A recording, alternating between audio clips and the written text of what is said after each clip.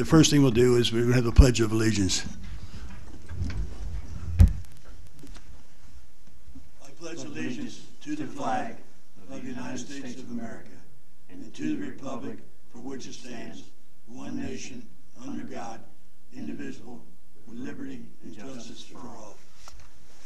Thank you. My normal few words are, let's remember to pray for our troops that are out there. Each week I see a helicopter crash, three people killed, somebody this, and whatever the case may be. Remember, as we're enjoying these cold winter days, but with freedom, that there are people out there paying the price. Thank you. We're going to jump around a little bit off of our agenda here this morning because we have a new board member, Joe Evans. And so the first thing we're going to do is have election of officers, okay? So I'd like to, if we could have somebody recommend a slate. Yeah, Mr. President, I'd move that we approve the following officers: Bill Smith as president, Mike Klein as vice president, and Joe as the secretary. Any other nominations? Okay, we have a motion. All in favor? Aye. Aye. Thank you. Welcome, Mr. Secretary. That means you take all the notes of the meetings and you'll present them to everybody. Now, the one duty you have to do, Mr. Murphy was in the audience, and Mr. Klein and I, Mike and I were speaking this morning that we really got remiss in reviewing the notes from the previous meetings because Steve Murphy did such an excellent job that we just stopped doing it. So if you would just review the minutes of the previous meetings, not today, but in the future, and take that off of us, we really appreciate it. And with that said, Steve, we'd like to come forward here. Steve Murphy's in the audience here and wanted to come in and just address the board. And while he's walking up here, I'd like to say that we really want to thank Steve for, he went above and beyond the duties of a board member. He helped myself and Nikki and many cases. So we appreciate everything you've done for us, Steve. So thank you. Thank you, Mr. President. If you will indulge me just a couple of minutes, I wanted to express my thanks and appreciation for the opportunity to serve as a commissioner of the Muncie Sanitary District for the past 5 years.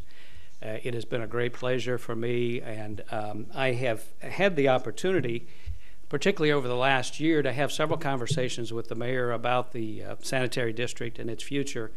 And a couple of weeks ago we met. He informed me of his appointment of Joe Evans, and I told him, and I will tell you, and I will tell the public that I think that's an excellent appointment. People may not know this, but I've worked with Joe in several capacities over the past 15 or 20 years. We have a great working relationship. I know his character and his abilities, and I think he will be an excellent addition as a commissioner. And I will support him 100%. I endorse the mayor's appointment and believe that that will enable the district to continue to carry on its very good work. I wanted to thank some other people while I'm up here. I will say when I started 5 years ago, I was a little intimidated and wasn't sure that I wanted to go visit places with names like sewer maintenance and water pollution control facility, and I found those to be very friendly places and very well run places. Even sanitation doesn't sound so bad, but I've had a chance to visit there as well. I have a great admiration for the quantity and quality of work that's done by the employees of the Muncie Sanitary District. I want to echo what Mr. Smith says time and time again. This is the best department going. People from top to bottom work extremely well. I know that you have several interesting things on the agenda for the future, some of which are in the works. I'm even thinking about converting my Jeep Wrangler to natural gas so that I can visit the new fueling station when it's completed in 2014. There are several people in particular I wanted to mention that I've worked with extensively over the last 5 years. Great quality employees, great quality public servants, people like John Barlow, John Anderson, Rick Conrad. I don't think you could find a better water quality person than Rick Conrad. Tracy Barton, Doug Marshall's been a particularly good friend. Phil Reagan I've enjoyed working with, particularly this past year. Deb Irvin, I think you're in great hands in terms of administration with Nikki Grigsby. I've enjoyed working with Megan Branson. Melanie's, I think, in the audience, and there were some predecessors of those people as well that I worked with. I just simply want to say thank you. I'm still around. I'm the county attorney. We're still going to work together. With respect to the Muncie Sanitary District, I say this. Carry on. You're doing good things. Good luck and God bless. Thank you very much, Steve. We really appreciate it. Well, again, Steve, you're right. We're still friends, and you're friends. I guess there's a saying like friend of the court, and I think you're a friend of the board. So we really appreciate you and your service. So thanks again, Steve. The next item on the agenda is we're going to consider the approval of the minutes for the December 12th and the December 19th meeting. I've read the minutes. I'd move approval. I'll second that since we have a new board member. So all in favor? Aye. Aye. Thank you. The next is to consider the register of claims totaling $3,382,198.59. So I have a motion to approve the claims as presented. I'd move approval of the claims. I've reviewed the claims also, and I will second the motion. So all in favor? Aye. Aye. In the future, Joe, you'll get a copy of the minutes and from the last meeting and the claims and everything in advance. So, okay. Thanks. Next, under old business, we have emergency project on High Street, and John Anderson is going to cover that with probably a little bit of input from Mike after that. John, good morning. Morning.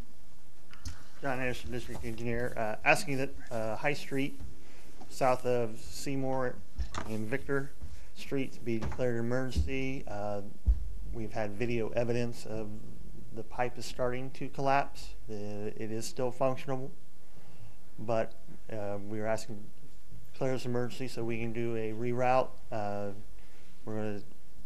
Current plan is to intercept the combined sewer that runs north and south in High Street at the intersection of Seymour Street, run it to the west back to the line that is in Franklin Street extended. Thank you, John. Mike, do you want to speak a little bit longer on that? Because I know you're really involved with that project. Well, Tracy and Doug's group found this break in the line. It's collapsed right as it goes, as High Street would have gone over the railroad tracks. It doesn't go over the tracks. It's a pretty bad collapse. But if we reroute it the way John just described it and send the flow over to the west to Franklin to an existing pipe that then goes under the tracks, we're taking probably 95% of the flow off of that sewer. Because it's a very expensive fix, very deep excavation right next to an active railroad track. So this gives us more time to get that fixed up. And this declaring this emergency also plays in with the railroad and some of their regulations and some of the things we can do, I believe. If that pipe completely collapses, then there's 4 or 5 blocks of High Street, stormwater and sanitary, that has got nowhere to go. So I would certainly say that this is an emergency. So, Joe, do you have any questions? No, I understand that infrastructure is very, very important to any community, and problems like this, hopefully somehow I can get up to speed as quick as possible to be on top of them, but that's what government's about, is taking care of the situations like this, and whatever we've got to do to get this thing moving forward, we need to do that, and as ASAP. Yes. Excellent. Okay, so with that said, yeah, so John, the normal procedure, you'll go out, you'll create some bidding documents and get the standard emergency procedure with several qualified contractors put in proposals. Okay. Will that be a bid process or a quote process, or how will that work? This one probably could be a quote process, but we'll have to, once we have a final plan, do an estimate and make sure. Dollar value. Right. Yeah. Any other questions? No. Can I have a motion to declare this project on High Street an emergency? So moved. I will second that. A motion has been made, a second, and all in favor? Aye. Aye. Thank you very much. Thanks, John. We have another emergency project. This was at the intersection of Morrison and Petty, and Tracy Barton is going to address this one. Morning, gentlemen. Tracy Barton, Superintendent, Sewer Maintenance Engineering Department. I have some information for you here.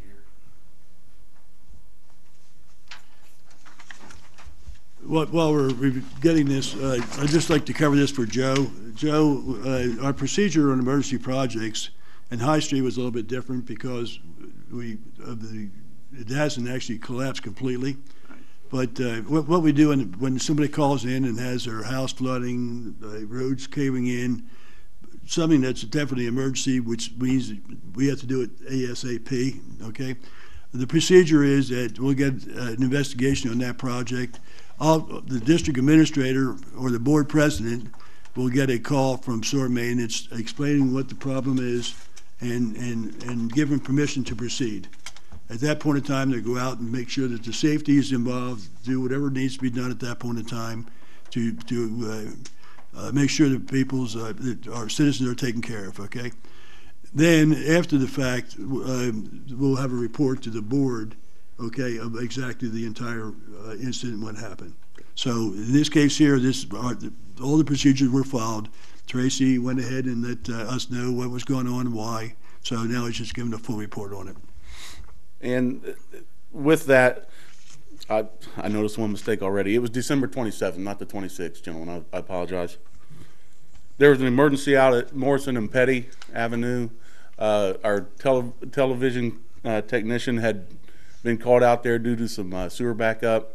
He started tracking it down, run a camera, and realized that there was a line collapse. The entire Lantern Park neighborhood was without service. I contacted the district administrator, Nikki Grigsby. She contacted, I believe, Bill. That's correct. And explained it all to him, and he said to move forward. We got a contractor in there. Actually, the contractor was on site in about 20 minutes to take a look, assess it, and give us a quote. Took that quote back to the board. It was approved, and within 24 hours, that problem was resolved. Tremendous job. I really thought Morrison was going to be closed for a week the way it was first happening, so I really was concerned about it. My wife would have to go all the way around town to get to Walmart. You know, and that's pretty important. It's one of the busiest intersections 2 days after Christmas. I know, it really was. I make light of it, but I don't mean that. But great job. So, traffic control was the biggest ordeal, honestly. Well, you did it right. No complaints by anybody, and so again, quick action, and we appreciate it. You can't say enough, and I think Mr. Murphy said it. You know, this sewer maintenance, I mean, and what the help we give to people, and it's a 24/7. Somebody has a problem, they're calling us, and we're out there and reacting to it. And not just reacting to what our responsibility is, but to consulting with whoever has that problem of what part we can help, if it's on private property. We go above and beyond to do that. And I know Doug Marshall's been involved with a lot of that. We call him our PR guy out there because he really does. He goes above and beyond of helping people. So really great job. Can I add one other thing? Absolutely. Thanking Tracy and Doug, and quick work on a tough time. Just to let everybody know, just since I've been on the board in 2012, there seems to be a lot of these emergency repairs. Actually, today, we're starting an asset management program. They're out at the treatment plant today, whereas we're going to hired a national consultant to do a detailed study, and we're going to start proactively taking out these old sewers or relining these old sewers before they fail over like a 30-year period. So it's called an asset management program. We went through interviews. We hired a CH2M Hill, a national company. And hopefully people sitting here 10 years from now won't have to deal with as many of these issues if we can get that program going. Excellent plan. Good. Thanks, Tracy. While we're complimenting the employees of the district, let me just take a few moments and thank all our employees on this snow removal. I mean, just extraordinary. You know, I'm watching people on TV saying, well, you know, we don't expect our side streets to be clean. We understand we have to dig ourselves out.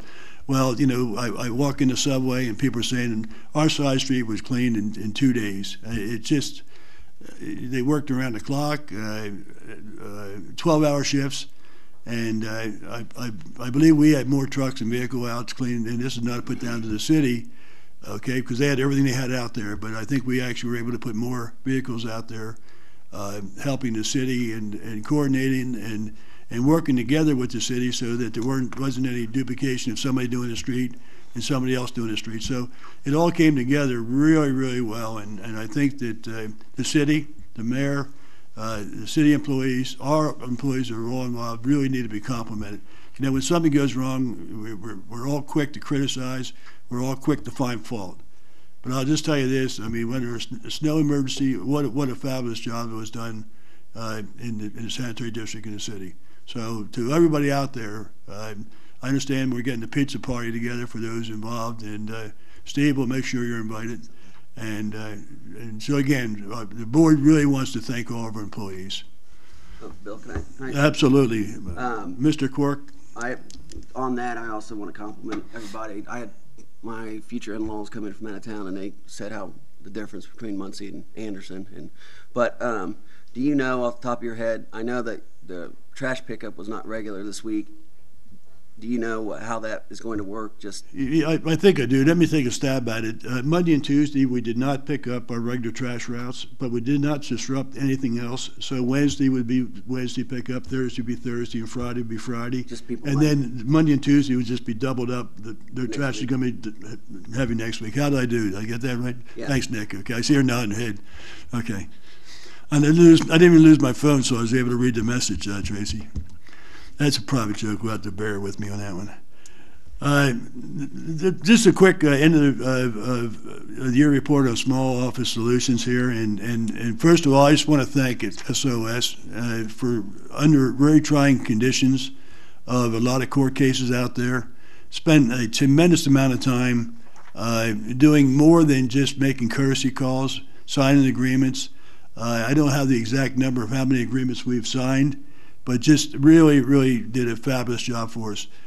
We've come to an agreement with SOS that we're going to be curtailing that down. They're still going to be in effect. They're still going to be working out there, but it'll be at a set rate, at a set amount that we're going to do. And just a quick cover up, because all year I've been saying we'd go through it, we'd analyze it, and we decide what needs to be done in the future. There's still a need for SOS, greatly cut back.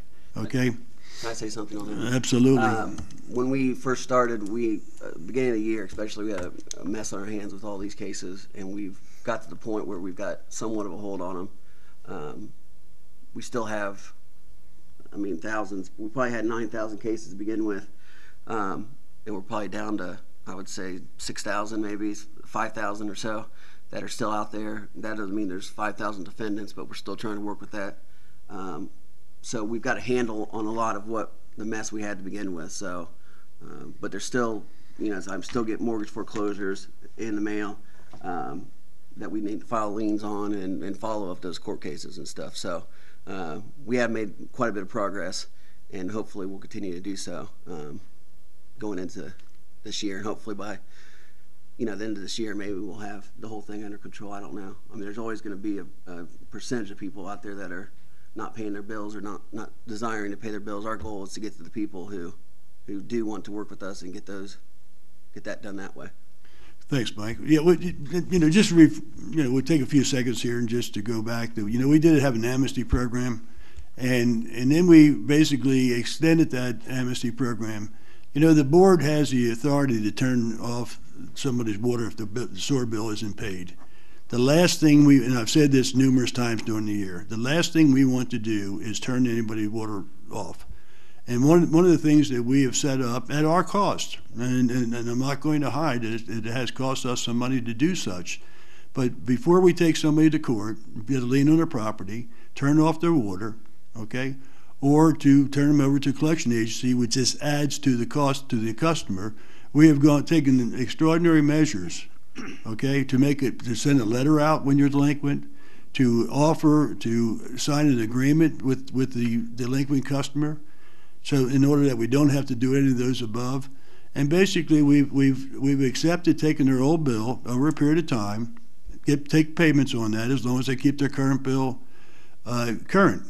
And SOS has been a large part of having that happen and signing these agreements, okay? They've helped us out extremely well, and the reason why our people couldn't do it is we're in the, as our sewer utility office is in the process of moving new computers. And again, I brought this up before, but we had an old DOS system, and again, anybody who understands anything about computers, which isn't me, okay, understands that a DOS system for in the modern day just doesn't work. So we now have updated our computer system. That was not an easy process. At the same time, while you're doing business, at the same time, we're moving from a quarterly billing to a monthly billing. And we've had a lot of positive people say, you know, it's a lot easier to pay a $20 bill or $25 bill monthly than it is a $75 bill when it hits you. So we've got some really positive feedback on that move. It also, on the other side of that, helps us to, instead of before we know somebody's delinquent, we'd be almost 9 months down the road. We wouldn't do anything until after, and this was when I was on the board before, so I'm not criticizing anybody else, but it would be 6 months. So you get one bill in 3 months, you get the second bill. Now you're 6 months before somebody's really considered really delinquent, and then it'd be another month before any action was taken. So we were 7 months down the road of somebody being delinquent on their bill. This way, at the end of 90 days, we'll be able to go ahead and to start collections or get an agreement and find out what's going on. We all know we're in really trying times out there right now. There's a lot of people that just don't pay their bills, just don't pay them. But there's a lot of people out there today that are struggling. And again, for whatever reason, and I think most bankruptcy cases from what Mr. Murphy and Mike have told me are basically for medical reasons. And people do have legitimate concerns and problems of why they can't pay it. So again, the Sanitary District Board has taken what I call extremely good action, not to turn water off or take any of the collection actions, but to get agreements signed. We've been really successful in that, and I don't know the exact number, but $400,000 worth of delinquent bills. Please, go ahead. The other thing that we've had to start doing, and the new computer system helps us out on, is collection and maintaining of information, contact information on customers. Before, the system that we had, you couldn't really put much information in the computer. So one of the things we try to do, we've been doing and been very successful at, is getting contact information, getting proper addresses, phone numbers, things like that, so that we don't have to go through the cost of sending a letter out. We don't have to go through the cost of filing something because we can't find somebody. And every time we contact somebody, there's certain information we try to collect. So there have been investment dollars spent for the future. Yeah, John gives you- Hanson, yeah, go Small ahead. Solutions. We have approximately 430 agreements signed as of today. Now, there's one sitting there on the desk that people are coming in to sign as we speak, so that's a constantly growing number. Our collection rate per contact is $241 per contact, which in collection terms is phenomenal. So those are some of the numbers that I And can those fill in 400 there. and some, those aren't saying that there are 400 and some of those cases. There's more than that, because one person might have 10 cases. Right, that's true. That's true. There That's are 420 some people who have signed agreements that have, oh gosh, there was a lady I was talking to yesterday who has a dozen different accounts here in Muncie. She has not only has she signed agreements to pay back bills that tenants skipped out on her, but she also has this going forward with her tenants. So we've put all them back in the system. So Very good. All right, thank you for those numbers. Really Okay. impressive numbers. all right, The thank key you. number there is $241 per contact. That's That's pretty good. Well, I assume that's good. I don't know if that's good, but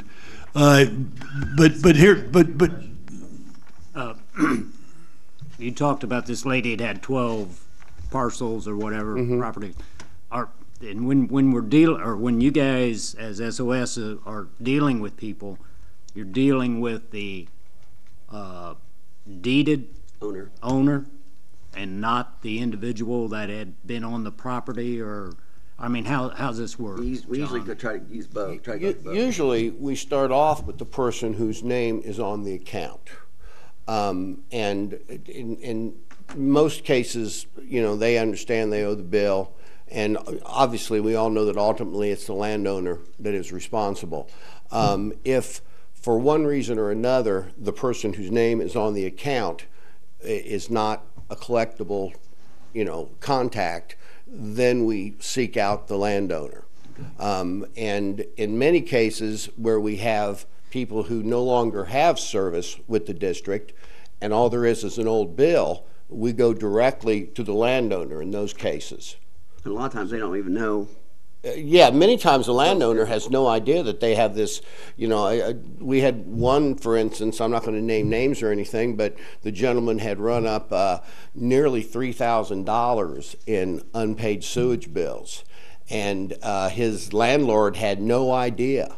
Once I contacted the landlord, we got an automatic $35 every Friday taken automatically off of his debit card, and we do that every Friday going into the future. So, and then we have other folks who have signed these pre-authorizations. We have one lady who got even with her back bills, and then has signed an authorization to have her monthly bill taken out of her debit card automatically. We've got several of those like that. So, we have people who haven't paid for years and years and years that are now paying. Right. So. And we'll still work with people on those attorney fees and what we can. Oh yeah. We've never stopped.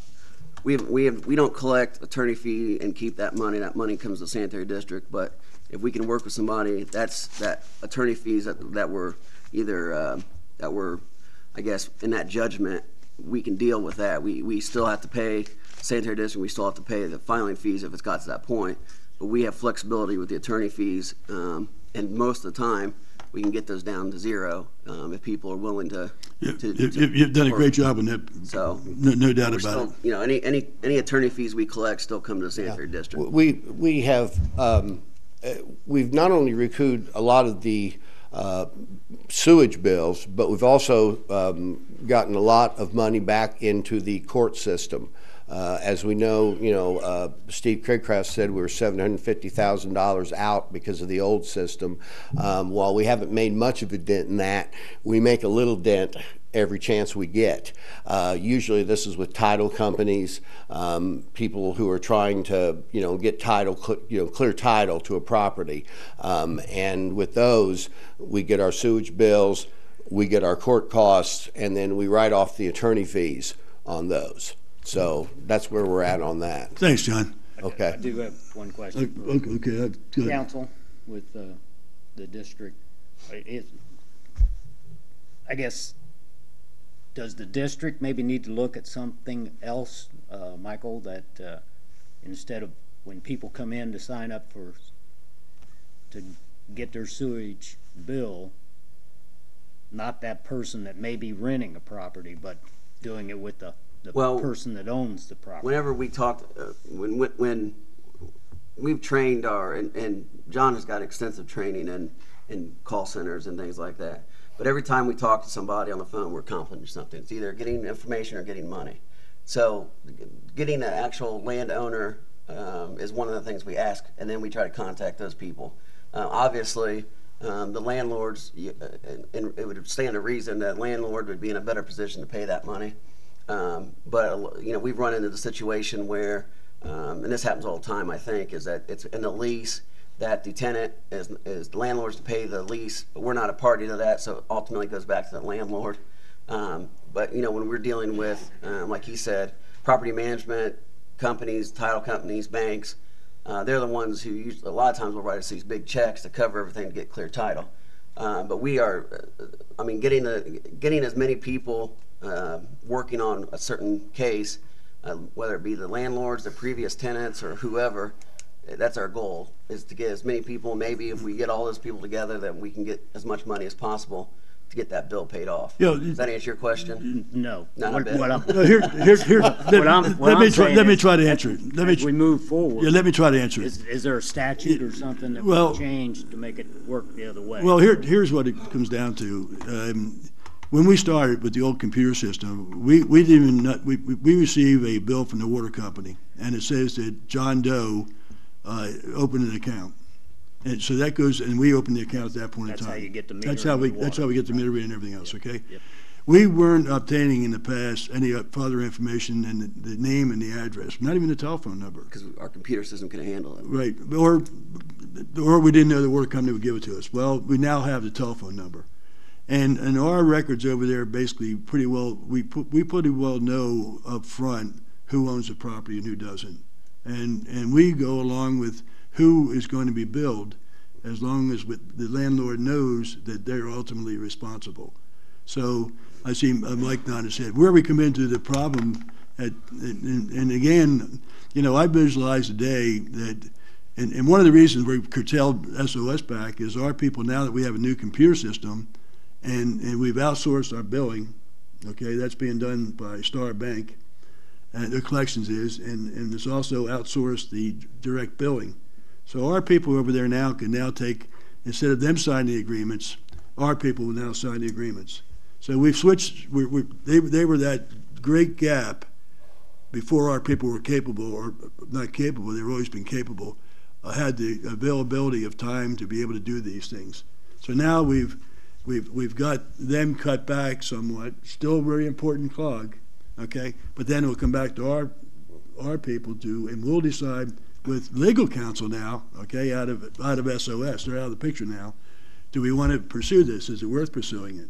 Do we turn the water off? Do we take it to court, or do we get a lien on the property? So what we have to do is measure the cost of this versus the return on investment, and that's we worked on this thing probably for the last 60 days, getting that happy bounce to what the administration feels that we need to do. And so we had meetings with Mike, and we came up with the number of an SOS to what number that should be. There's a lot of this in the old bills, and it's been brought up by the mayor and others. You know, is it worth pursuing? I mean, if somebody is a college student and out of here for 5 years, and now what it will cost us to get that? So this is still in negotiation. SOS is now set. Now we have to go to the legal end of this to find out exactly what is worth doing, and that's where we are now. And So like, is that pretty well summed up, Mike? yeah, and Good. Also, yeah, when we talk to a landlord, a lot of times we will get them to, we'll get an address that we send the bill directly to them, so they take us out of the collection from the tenants. And then, you know, what they've told me from day one is some of these foreclosures where there's not going to be enough money to cover the debt, there's no sense in throwing good money after bad. So, for instance, I'll get a foreclosure notice in the mail, I'll look through it briefly. If there seems like there'd be some money there, we do something. If there's not, we just forget about it, because there's a certain percentage of the customers, like Bill said, they might have graduated from Ball State and they're gone. They're not going to pay the bill. They don't care about their credit getting ruined. They don't care about that kind of stuff. And what we do is, if we have to write these off, we will, according to the State Board of Accounts, we can get a list together of people that we're going to write their bills off and then bring it to you guys, and you guys approve it It's at a meeting. yeah, Right. an aged Right, recievable. exactly. Is something like that. And there's all kinds of Exactly. stats on how many days. Done with me? Yes, thanks, John. I'm sorry. You didn't salute before you left. Thank you. There's stats on how long a case is active and the feasibility of collecting on it, and so we weigh those before we spend a bunch of time on them. But you know, the other thing that we're running into now, in the 3 years preceding 2013, there was no liens filed and there's no preceding supplementals filed. So we're trying to deal with that as well and try to get liens filed. For instance, before tax sales or sheriff sales, and before, you know, because we collect on those when the houses are sold or when they're bought in tax sale. So we're trying to rush around and get the liens filed on those and preceding supplementals filed, so we can get some of these people into court and start garnishing their wages, or come up with an agreement for them. Yeah, and just to, you know, and just for public information, I think, you know, this whole year, and we did have the ability to turn off the water, but because of the systems that SOS did and our employees, okay, because it was a combination effort, I believe we ordered 5 waters, five, 6 total turned off. Maybe this called 8 to be sure, okay? I see Nikki nod her head. Of those 8, 3 of them were already vacant houses, so the water had already been turned off.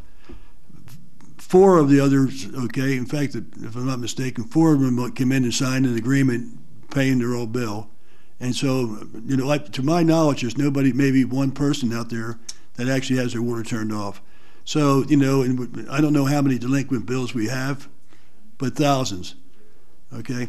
And so consequently, again, the ability to turn off the water doesn't mean that's what we want to do. But ultimately, if nobody cooperates at all, and this is where the landlords will really be involved, whether they have a rental, Joe, because they can't, if that water's turned off at the property until it's paid, they can't rent it, okay? Yep. So, but we recognize the fact that it's a very, very important step for us to take to turn that water off. And is it worth for us to spend extra time and effort not to do that? The answer is yes. But people have to pay the bill, or otherwise there is no sanitary district. So it's like any other gas company, electric company, where a utility that has to be paid, okay? And again, I don't know where our rates are in the state, but last time I looked, we were about the 4th or 5th lowest in the state as far as our rates go. So I would say 90, I don't know if that was today, but that's how much. 99% of the people we talk to are happy to work with us in cooperative. You know, it's once not we tell them we're not it's gonna- not hitting people over the head. I Yeah. mean, we're basically saying to people, look, please don't make us do these things. Make arrangements. We understand.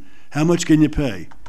Just keep your current bill, you know, current. And the other thing is, you know, looking at it from this side of it, when somebody's paying you this month, you're getting revenue. If you turn off their water, right, then you're not getting any revenue at all. So it's a good business practice also that's not even computed into the numbers, that this person's an ongoing customer who's paying, okay, and working at the same time to pay their back bill. So I think we've taken an awful lot of time on SOS and collections, but we did say that during the year we would give a full report on this, what we would do, we would analyze the numbers. We've done so, and I just wanted to keep our word and that we did give a report.